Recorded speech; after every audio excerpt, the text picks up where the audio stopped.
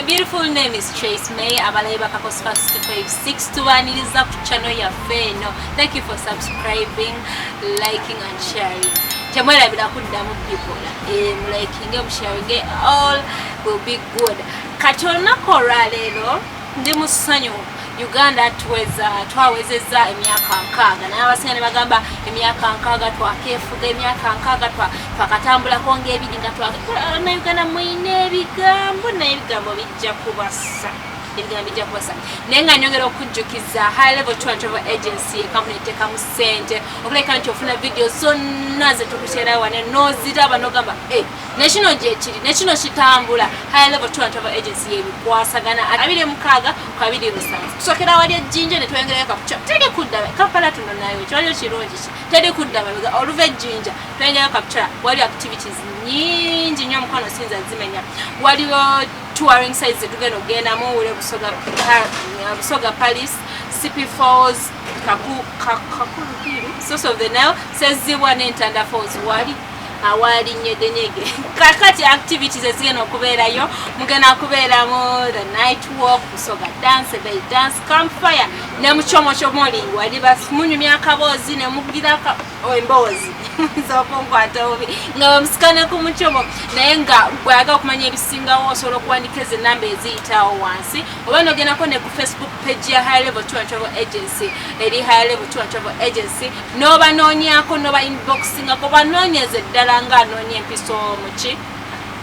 Muganda neba nonyeze eddala omanye ebisinga byonna byennerabidde bingi nnyo tulina ne camps zeturentinga Goba ina joyagala ogenda n'omwagalawo ne family yo ne boyfriend ne friends nga mutemwina tents ez'okutourism zebakoleramu tourism zebakoleramu n'ebintu ntyo ebirala naye nga osobola ozitwala mu kibira nembeera nemulabika nga you have good resting ate ensita ezibalumye enkuba tebakubye omusana tegubokyeza tents ezo tuba nazo oba oyagala emu 2 3 4 5 as long as oyagala kupangisa fewe tuline emmotoka ez'okulambuliramu ab'amasomero betutwalinga nabo naaba bandyetaza okutwegattako tulina emmotoka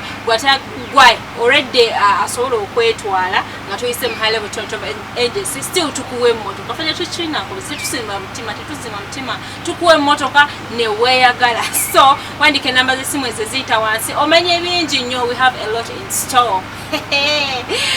ata agamba kubakola atya bova kuffe oba ogenda kuwangatto nga nyongera okunjikiza ate bannaffe aba Tales launch wano Bukoto nga n'essaawa zineno eno video wekwatiddwa basangibwa Kisasi Bukoto Road bayina oh my god bayina ebintu bingi nnyo it's a very very very nice place kinene osobola okuhavingiramu wedding reception osobola okuhavingiramu photoshoot osobola okuhavingiramu birthdays osobola okuhavingiramu bakiyita batya proposing osobola okujja no proposing omuntu onomukaka ndiko akalungi tebetagala ndiko mungi nnyo kugamba it's a really nice looking place ndiko aba mutini nnyo ku Thursdays babeera ne band live band bayina bingi nnyo wetaga noyitirako waneeno ku Tales launch eyali former 400 oba mukitegera bulungi nnyo bayina ne bayina kawash walierezi Kawash so tekali akamotoka ko obozenga kachafu no having a time no having a fun gemotoka waliwe bagikolako oba jite it's after Chirabo complex go tuka ku Kisasi Bukoto Road after wali eri roundabout chechenagira tugenda kubanga tutandikirawo nga siba Luise ebintu bingi nnyo bibaddewo after the independence kwe nyini kwabaddeko ekivulu ekyaleeteddwa omunyimbi omu Nigeria his Rema ayimbye ennyimba si Rema ono waffe naye Rema omu Nigeria gwenjogerako yakubye abannayuganda bagamba oh my god n'abayimbi baffe ababulijjo bakikubye after the independence twabadde na birthdays mu birthdays muneeno mwabaddemu eya Dan Magic Wenjogera kumuyimbi is not an artist. He's an artist in his way, but he's a producer. Amanyikiddwe nnyo producing ennyimba z'omukulu Bobby Wine. Era ennyimba zineno zuuliranga nnyo nga zitandika Dan Magic yagambye atya yoyo yabadde celebrating a birthday after the independence but banji bamuwishes because he's a living miracle. Wenjogera ku living miracle omuntu ate sitinze kukufa awunyiriza kukufa bantu nga Dan Magic is a comrade of the struggle, one of the comrades of the struggle. Where tuba twogera ku bantu abawunyiriza ku ntaana twogera ku Dan Magic. Dan Magic yakubibwa essasi mu struggle mu biseera by'obululu wenjogera ku struggle kitegeera mu biseera by'obululu yakubibwa essasi ne limuyitako mwawe bati mwala ku bifaananyi byabo omutima omunafu mwali temusobola ki overtakinga naye nga Dan Magic happy birthday bangi abavudde ne bamuwishinga Nubian Lee ba artist ab'enjawulo omuli Acres omuli n'omukulu yennyini Bobi Wine n'amugamba it really means a lot era babadde mu bingi bombi babiri so bwe tuvaayo eyo nga birthdays naye nga tukyali mu the same camp njogera ku yano tukyali awo egambye enensi lokate mwagala kukkiriza naye nga ensi kati twetambulira tuba tuvaako emagere netulumbako ate mu studio wetuvaako eyo netulumbako ate Dubai Nubian Lee yabadde was anniversary it's now a year nga okuva lwe bakuba ebirayiro okuyigira mu bufumbo obutukuvu they were together before okugenda si church babasiramu before nga tebanakuba birayiro so they were together naye gye emyaka tetugibala wenna ng'olina omwana w'abandi gye emyaka tetugibala tutandika okubala nga mukuli ebirayiro so it's now 1 year okuva Nubian Lee bwe yawasa mu butongole ne mukyala we the beautiful tubagaliza tukuze ne Jubilee nebiki n'ebyo ebirala silver Jubilee byonna as the inspiration goes I think it comes from Bobi Wine n'ekyo kyonna kyekiri naye nga Bobi Wine yalina katono nnyo Bobi Wine yalina bamutegeka mu Dubai eyo n'atuka ekiseera ky'okgenda n'akwatibwa ku airport for some good hours n'ava nebuuza atwiti twakafuna tutya bwe bagamba nti bakukwata n'essimu ne bagikwatiramu Bobi Wine gwe waffe ku kyonna kyokola naye kiba kibi tetukiraba naye ne bamala ne bamuta naye ng'ekivulu kyasazibwamu mbu bali bagamba nti ensonga ezaamukwasa mbu byali mbu ateeberezebwa okuba nti agenda kuleeta ebyobufuzi mu Dubai ate nga tebakwatagana Dubai tekwatagana nsonga za byobufuzi abamuloopa abamuwayiriza bonna gye bali tubatumiddeko nnyo naye ow'amaanyi asigala w'amaanyi naye nga all in all kino ekivulu yali takikoze kuganyulwamu yali akikoze ku lw'abaana bagambibwa okuba nti basiranidde Dubai abaana abali mu over 3,000 right yeah basiranidde Dubai they failed to get a solution in terms of money finances okubazza wane waabwe ne government tenaba kuba nti evaayo okuyambako wadde n'omwana n'omu so omuntu ng'ono wadde kale yatusukulumamuko tulina okikkiriza nti zana artist era nga mu ngeri y'okufuna solution okuyamba bano abaana it was through his talent wanga si bya bufuzi ye nga bwagamba era yadde tabirowooza nakolwako mu bimusibamu naye nga kibi nnyo okuba nti ekivulu kino kyasaziddwamu so tulowooze nnyo ku bantu abadde basuubira okuba nti bagenda okulaba ku zifamire zaabwe baleka abaana baabwe nga bato abazadde bakaaba abazadde abamu balina ebirwadde bannange kati omuntu n'obeerawo nga weesunza okulaba omwanawo abamu bafuna mirambo naye ate okuba nti okimanyi nti gyali naye ate talina ngeri gyakutuukako it's really so sad naye nga kyonna kyekiri the struggle continues ate tunaagamba ki naye nga Shiba Kalungi yafulumya akayimba saako ne mwana munezi King Saha Mr. Zakayo bafulumya akayimba ke bayita muwoomya naye kyakatagoze baana ba TikTok naye bana TikTok yakututta ana mukoze challenge wemuba muwoomerwa wemuto wemubeera Shiba osanulalo ku challenges z'oluyimba lwo ne King Saha kyerukoza abantu bonna batunula blue black red left center byonna naye nga challenges zo let them keep coming it's a nice song lwakuba kati this generation ayina engeri gye interpreting ebintu bo ne bafunamu kyebaagala mu luyimba bafunamu ekigambo kimu kyokka nekikawula nekitambuza n'oluyimba mubalina ennyimba empya mulimu Hasani Nduga tetumanyi kyobala tetumanyi lwaki abantu amu batwesibako mu nsi muno tetukimanyi yafulumiza oluyimba musimanyi abantu tebayambika wali obayamba bayita baana bannyoko nenga lasani nduga abantu munayigaddi nti abantu naddala bannayuganda tebasiima omuyamba leero n'omusanga eri nga se wakutuddeko ku nsaka y'amarwa bakuliko bakugeyeeko omwana Hasani Nduga yayamba abantu wano nayamba abantu nayamba balimpa abali ne balimpa nayamba ne Grace nga tayaga Lady Grace right nga tayagala afiire mu gundi nga tayagala afiire mu kubo wakiri omutukale waba mukama saza mwita afiire mu kifo ekituufu ekijje tumanye eddwaliro nagamba yasambya kunaye bebe n'abantu tebabiraba n'abakamwiriza nga babbye ssente Hasani Nduga emyaka gyakoledde ssente nga mubizo oba sente ate nga nezizemu zigendedde mukono yagamba naye yateekamu ssente ze tutamanyi tebazaali mmeka naye yatugambye yateekamu ssente zo naye ezize temuzoogerako sewa muli kuzalimpa ze yabbye ssente zaali zirina okuyamba alimpa nagamba naye lwaki obuto nali mmanyi nti abantu obutayamba baba bajula ettima ze nakula mmanyi nti abantu obutayamba baba bajula ettima naye nkisudde baba bakoowa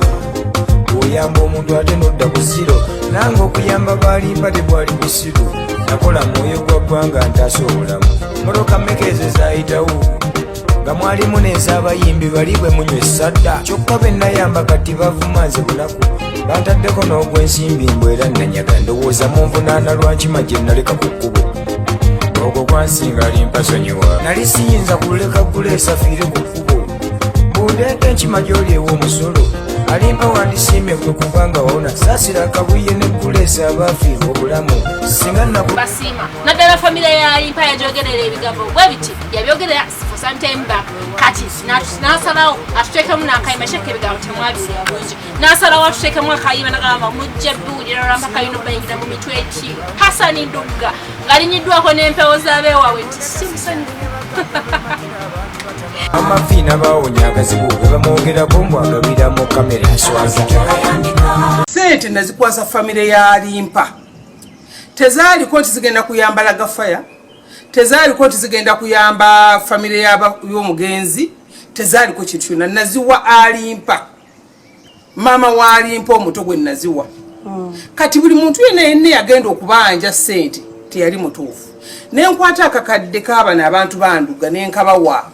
nembagamba Nduga zizino ssente in fact yali agandooza na mitwalo basatu ng'ayinawo 10 nemuwa akakadde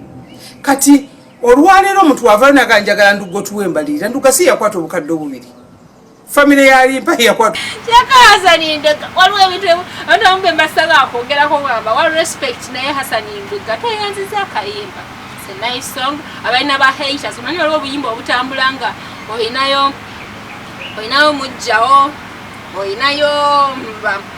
bakuwalana nga zeze nga zijja kutambulirawo kati lwero oluyimba lwa Hasani Nduga mulunoonyeeko sijja kowabagamba kunoonya ku nnyimba mpya mulunoonyeeko muluwulirize mulusindikire bwe mulusindikira bonna ababawayirizaako nabasalako ekigambo mulubasindikire Hasani Nduga simusanyufu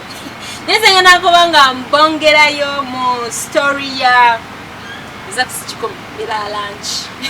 Bilangilangi they're not in good terms at all ne Gravity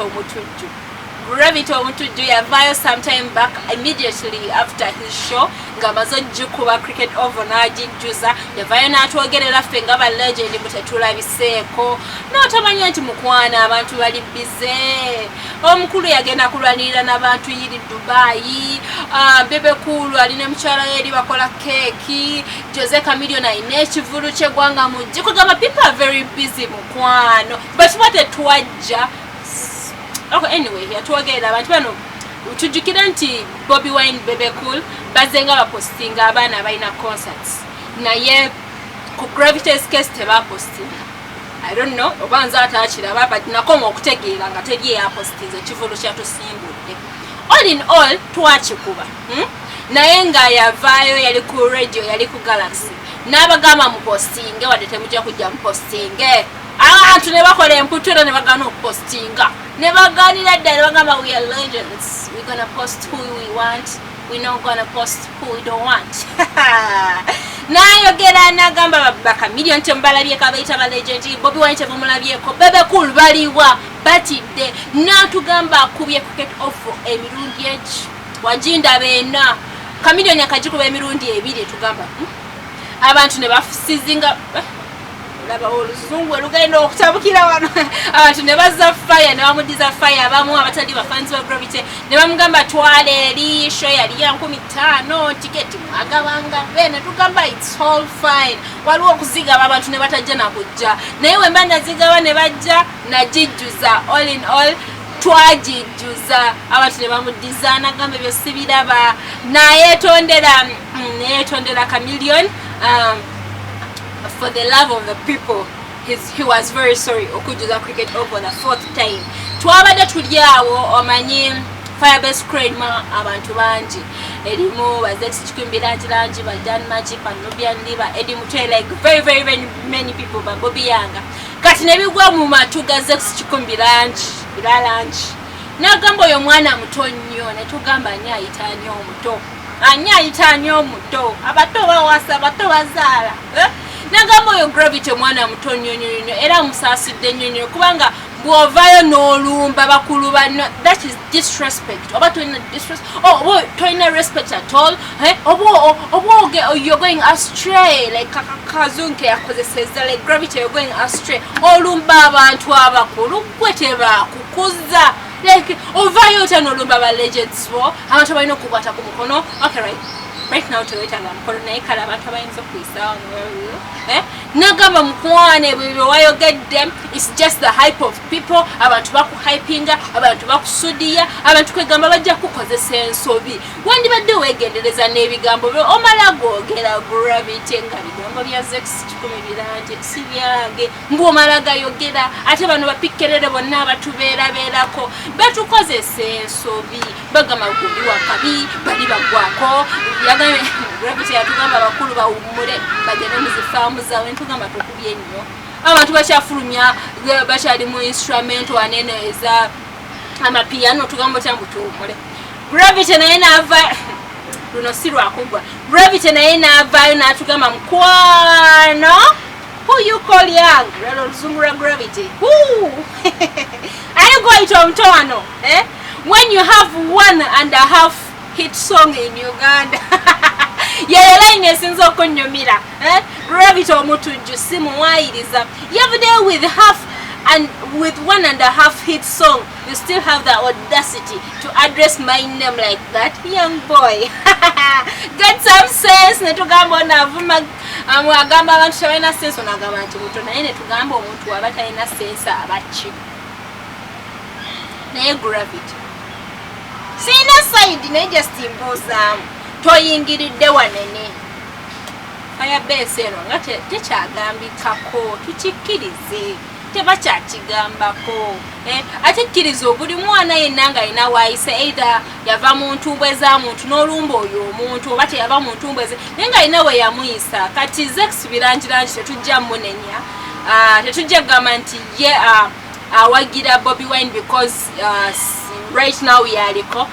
yekuvadda he's one of the people batunulira kati tujja gamba nti avudde sawa zino kuyombera ku Bobby Wine kuba kati tukiriza bakulu bantu bakyalina budde buddamu ebyo bintu kweyombera sama gundi yagambye kino gundi yagambye kino no bano ba Zex we bali bakimalanga so yavuddeyo kukutegeeza nti eri gy'olinyira mu manene Gravity ekitwandibadde okikomya wanene yakusinza abakusinze si mu bubi Gravity nze sina side wano sinza gaba nti ndi kuya Gravity yo cricket twajijuza dda abakulu bajja oba tebajja kikulaga nti yo big naye ebintu bino bifo butono tubwewalenga tumuveeko ku nsonga y'emu eyo bata ekyagenda mu maaso byonna gye binaggwera wano Kakosfax 256 tujja batubikutuusaako ffe wetuli nnyo bulambalamba Lwasa taata Lwasa akoyisa emirundi emeka naye Lwasa bamukolerayo ka gadeni ebimyula byonna birina engeri gye byefaananamu nyukati mbu yalangirira Lwasa yalangiridde ebiddako like Lwasa the name Lwasa tekyalina value name Lwasa yina engeri kaluli eri nga tetumanyi na waafaanana nze by the way nali simanyi Lwasa waafaanana nga just tuwulira buwulizi nti omugagga Lwasa omugagga we Masaka omugagga yakoze bwati naye nga tomanyi physical appearance ye wefanana. That's the respect obuyagamba omusajja ono ngaayogerwako nnyo afaanana atya asangibwawa ayambala atya atambula atya avuga motoka ki nga bwe twagala omuntu obeera endo nobalekeramu kagundi ka how why where ne kati kagwawo like we don't see that rasa you now like olinga bano bankugereze kwani taata ng'otanyigeko rasa yalabiddwako n'ebifaananyi twabaddewo mu ka weekend kaffe ebifaananyi bya rasa nebifuluma ng'ayina ekimyula just ategeera ebbere ngegana amabeere bali yakigayogerako ge bamala okuzinga mbwe bati ne bagazinga ne gafuna wegezizika yeyo muna ekimyula kya rasa ekiddako kitugenda okwanjula. Vanessa yali muyaye yalina abantu bayitirivu nnyo nemugattako n'omwana ttumbu. Vanessa yali muntu wa mudura mukikola mutya like how do you start including mudura in your sagas? Mwateekako Bafana ne tukikiriza ne Bafana navayo nakikiriza ne muteekako boy John Black n'abagamba ze nayimba kulinnya Vanessa nabagamba just it was just a name guy banayimba ku Tracy okitegeera naye gwe nemuvayo nemuteekako mudura akyasirise naye mukama nze I don't see it like it is true. Mulekera okuwayiriza ebintu nga bineeno. Vanessa yatubba ssente naye kale lwasa team twalangiridde ekiddako anytime soon biba bimyula nga byonna byefaanana ate omukulu afaananyemu mu baaba we manyi wane mujja ababeera baaba afaananyemu baaba we enju naye nga lwasa ffe tukutumiddeko yonna gy'obajja teyetaga mabugo teyetaga kungubaga anytime rasa akimalangana talina budde no time to waste naye nga lwaki mbeesibako ebifaananyi tugenda bibateerayo abatalabye ekimyula kya lwasa mukirabe namwe mbeere nga mukola ki. Ensonga za rasa muvudde ensonga za Catherine Kusasa ennyumba bagitwala nawuliddeko siraba mubanja kituufu bamanja ngere babanja abalala abantu babanja abantu bali mu mabanka abantu babatwala ebintu byabwe. Catherine Kusasira yomufufiga abaana atugamba yomu ku bayimbi abaakubanga emikolo nga baweza sente zaabwe nga buli ku weekend yomu ku bantu abali ku lista dena deri naye saawa zino olwonya Catherine Kusasira ku bivulu byayimako ne ku mikono nga tomulaba nogamba what she happened like mbu fufiga gambu government yabafiiriza tebakyayagalwa tugamba bali mu nsi etategeerekeka tugamba babikola out of love tetugamba mweyita baani olaba bakikola kisa kya mukama kati olofufiga ne Catherine Kusasira ennyumba yo bajagitwala naye nga ye kyakaabira Catherine Kusasira nti president su ekigambo kya president tekiddibwamu it's order ni order kati oba president enamba ya president yakyusibwa oba nyagikwata oba yerabira nti alinayo muwala we Catherine Kusasira nze naawe Catherine Kusasira omu eyakavaayo saawa zino n'atugamba mbu wizo manizo yamugambako mbu obulamu tebukyalina meaning okuva radio we yafa mbu yamugambako n'ebyokuba nti agenda oba nkiyise mukama muyinza okinsibako mbu yatuuka ekiseera ng'awulira naye yeetaaga okugoberera muganda we radio netubagamba ffe tujjanga tukibagamba ebintu wizo bye yeekula they are abnormal but we understand it si kyangu kukitekinga in tikati kekalamu ekenze naye hetukyalina kyakikolera tubeerewo wizo manizo tukutumidde bwayi n'ekiyimba kyekipya kyeyateekamu mukazi we nga mutandise okusabuka musabuka nekulwa nsonga eyo zigankwanga mbeesibako abatulaba n'abasharinga. Thank you so much tubagala nnyo. Do not forget to subscribe, like, comment and share. Nyongera okujuliza high level top agency teekamu ssente muginoonyeekaawo tulina trip ejjinja bannange mu saving olunaku trip ejjinja ngenda kuzomwezi 26 November 2022. Mark the date. Wandike namba esimu awo omanyi ebisingawo tells launch on ebukoto ekirawo nnyo ofune different services sigale nze Tracy May mbeera bulungi mbagala nnyo. Higher Level 1 Travel Agency etutwala jinja tuyitemu paka kapchorwa wasuba olugendo lw'ekasese kuno tosaanidde kusigalira tukugambye bukyali tusimbulanga na kusomesa 26 mwezi gwa 11 bwifubye tugenda okulambula kuliko Sezibwa Falls, Yitanda Falls, Source of the Nile, olubiri lw'ebusoga, CP Falls, olusozi kagulu olw'ebyanfaayo n'ebifo ebirala bigi tosuwa boat cruise ku Source of the Nile okuwala mpensozi Mountain Elgon Ranges Campfire wetugenda okusikira emicomo olwo abazinyi abazina amazina ag'enjawulo ag'ekiganda amasoga nga batuziniramu n'abazinyi abazina amazina amasebbeyi nga n'ebyokunywa ebiyitiŋŋana sasula kati wekwata ekifo kyo mu bwangu ddala oleme kusigalira ate ng'ebifo biweddeyo sente z'osasula kwe kuli okulya entambula okusasulira ebifo bye tunalambula n'ebyensula byonna okwo gw'osalawo oba oyingira mu hotel oba onosaba camping tent okumanya ebisingawo ku bisimu 0706 oba 0788 ziri ne ku WhatsApp biwagiddwa Radio Simba, KBS TV, VIP Water, BTV. Just be Nebitegekebwa Higher Level 1 Travel Agency. tusigala lambula naffe.